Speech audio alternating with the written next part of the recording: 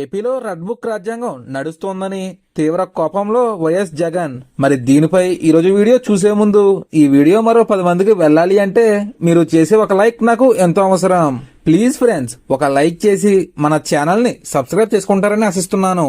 అలాగే ఈ వీడియోని చివరి వరకు చూడడానికి ట్రై చేయండి.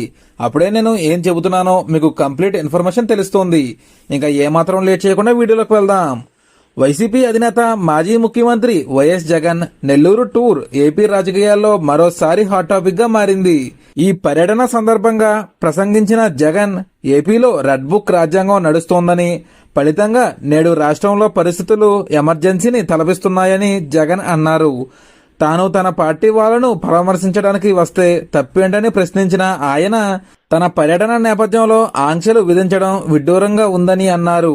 మా పార్టీ శ్రేణులు అభిమానులు రాకుండా రోడ్లను తవ్విన అధ్వానమైన పరిస్థితులు నేడు కనిపిస్తున్నాయని విమర్శించారు.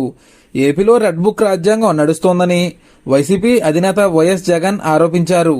ఇది ఫ్రెండ్స్ ఈరోజు video. Thank you for watching.